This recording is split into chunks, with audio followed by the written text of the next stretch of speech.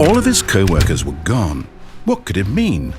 Stanley decided to go to the meeting room. Perhaps he had simply missed a memo.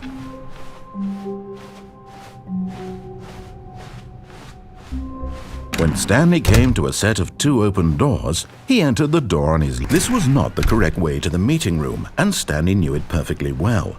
Perhaps he wanted to stop by the employee lounge first, just to admire it. Wow, yes, this room. What a beautiful room. What a gorgeous, but eager to get back to business, Stanley took the first open door on his left. Stanley was so bad at following directions, it's incredible he wasn't fired years ago.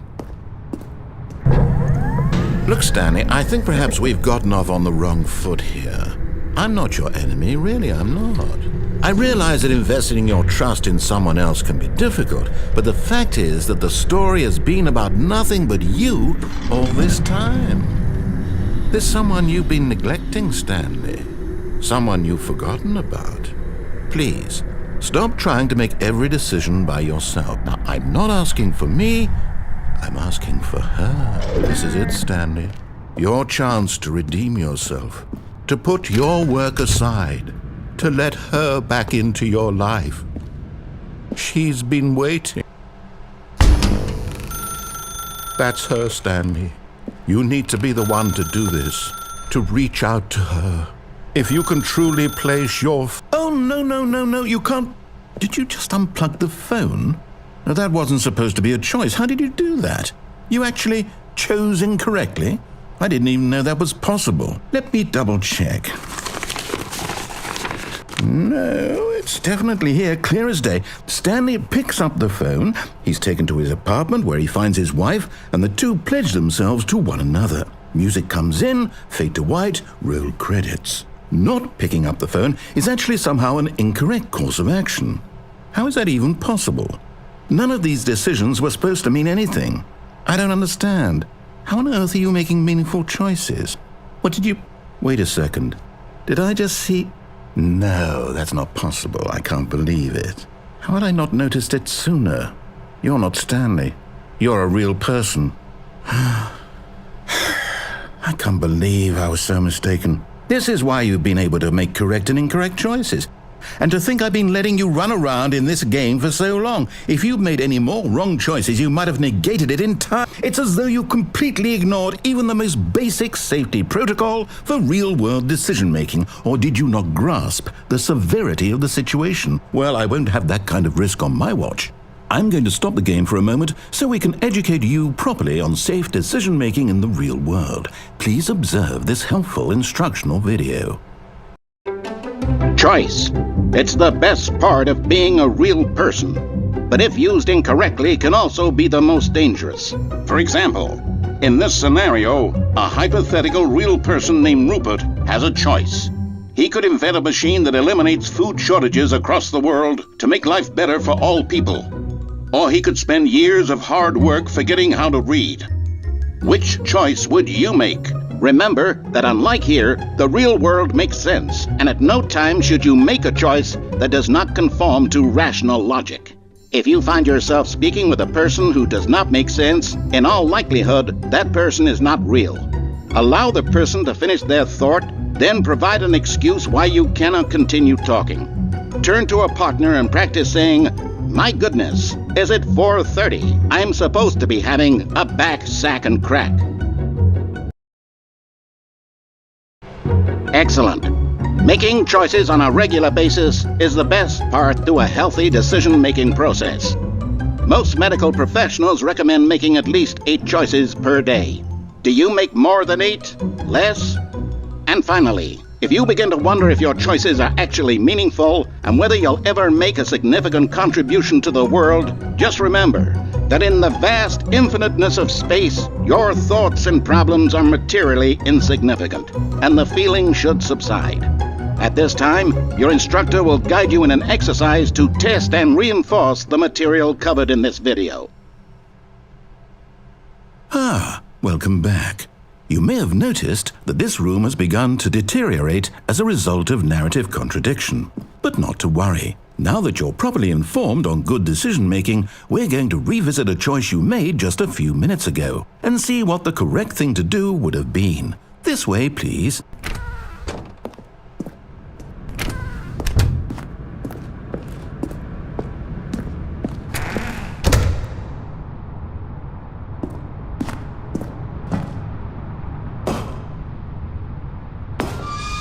Now that we know your choices are meaningful, we can't have you jumping off the platform and dying.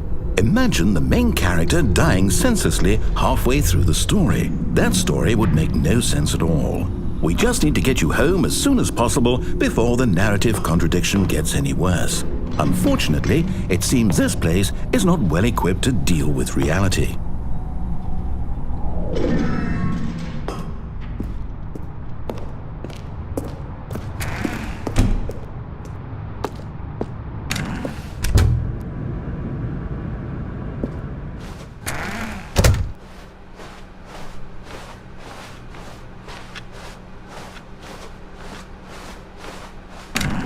Almost there. You'll take the door on the left, back to the correct ending, the story will have resolution once again, and you'll be home free in the real world. Now remember, all you need to do is behave exactly as Stanley would. That means choosing responsibly and always putting the story first. I'm quite sure you'll be up to the task. Just follow my lead and you'll be fine. All right. When Stanley came to a set of 2 open doors, he entered the door on his left.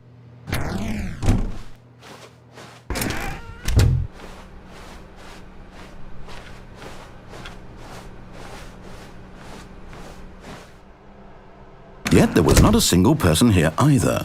Feeling a wave of disbelief, Stanley decided to go up to his boss's office, hoping he might find an answer. Coming to a staircase, Stanley walked upstairs to his boss's office.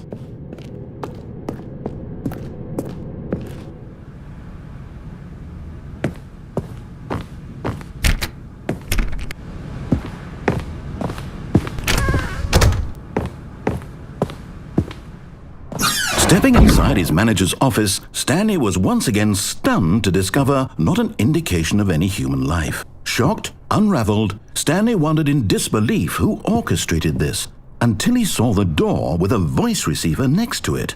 Surely behind this door lay all the answers to his questions. And beyond all probability, he knew the passcode. He had seen it on his boss's computer just last week. Nightshark 115. Was this the code to open the door? Would it still work? There was only one way to find out. Stanley had been trained never to speak up, but now he would draw from within himself the courage to face the unknown. He drew a sharp breath and then spoke the code.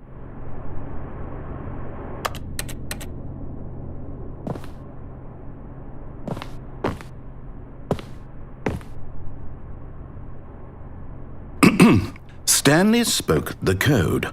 Nightshark 115. He spoke it into the receiver, right there on the wall.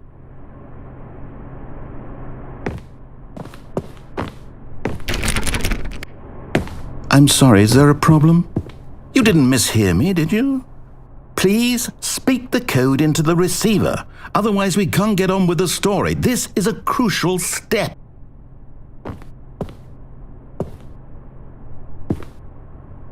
Okay, fine, you're not going to do it. But you know what? It's pretty humiliating to bring you this far, only for you to suddenly decide you have better things to do. I asked you for this one single thing, for your respect. The kind of respect Stanley shows for his choices. He knows what it means to take a story seriously. If you didn't want to see what I had to show you, then why did you come here? You had a choice, you know. You could have gone through the door on the right. You could have done whatever the hell you wanted over there. Why did you come this way? Speak. Say something to me. Explain yourself, you coward. Behave exactly as Stanley would. That means choosing responsibly and always putting the story first. I'm quite sure you'll be up to the task. Just follow my lead and you'll be fine. All right. When Stanley came to a set of 2 open doors, he entered the door on his left. No! Why did you do that? Quickly, hurry back in the other direction. Perhaps we're not too late.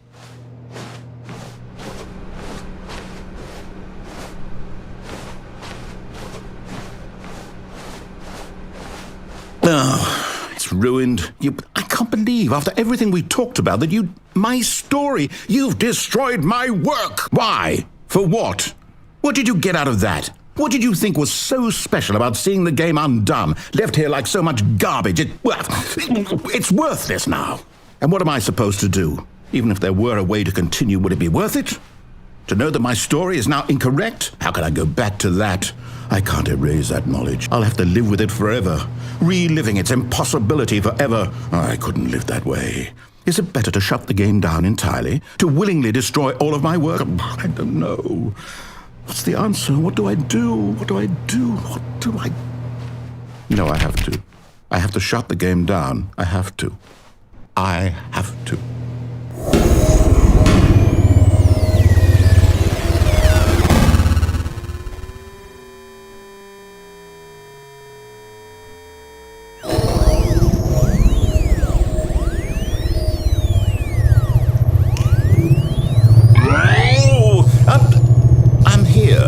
I'm still here in this pile of rubbish, with you, who thought you were so clever.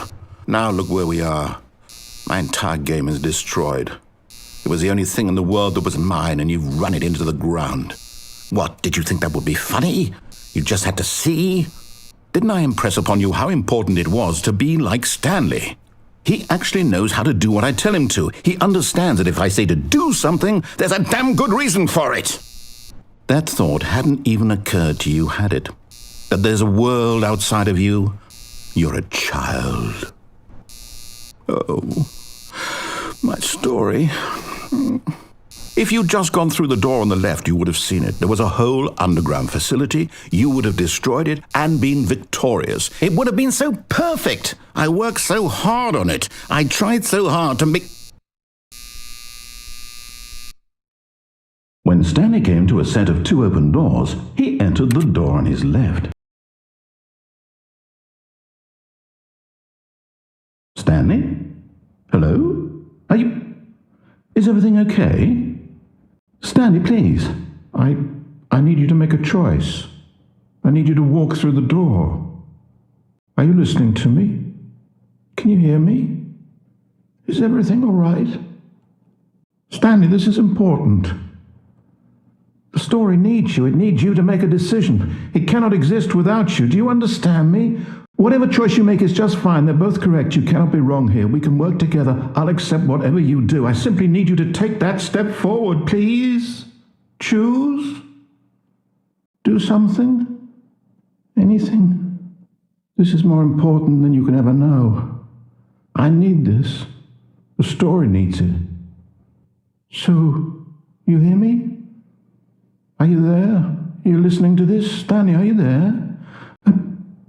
Okay. It's okay, I can wait. You need time to decide. Time to make sure your choice is correct. That is the best choice. That's all right. I'll wait for you to decide what's the right thing.